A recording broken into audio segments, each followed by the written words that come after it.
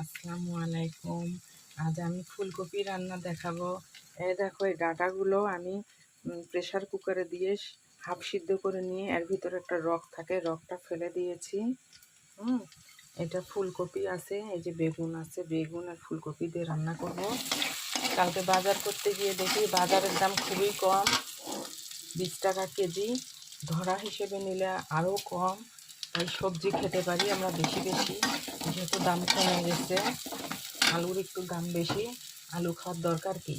আলু তো শর্করা খাদ্য, 20 টাকা কেজি যেটা সেটাই খাবো, শর্করা খাদ্যটা কম খাই। এখন যেহেতু সবজির দাম কমে গেছে, সবজিটা আমরা বেশি বেশি খেতে পারি। সবজি শরীরের জন্য অনেক গুরুত্বপূর্ণ ভূমিকা রাখে, তাই আমরা সবজিটা বেশি বেশি খাবো।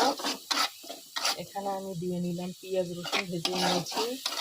পেঁয়াজ রসুন ভাজার পরে আমি এখানে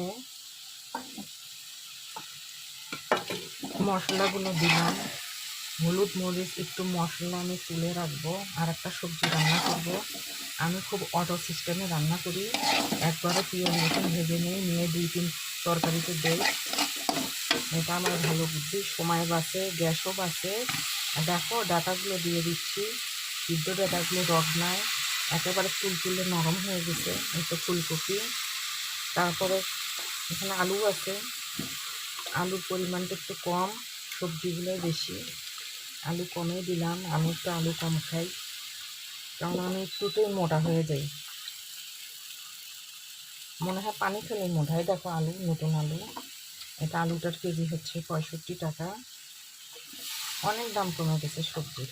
ফুলকপি মাত্র 20 টাকা, আমি তো অবাক হয়ে গেছি।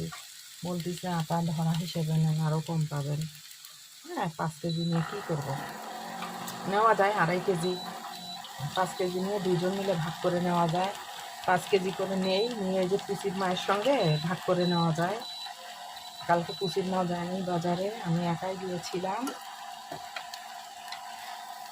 আল্লাহ হাফেজ।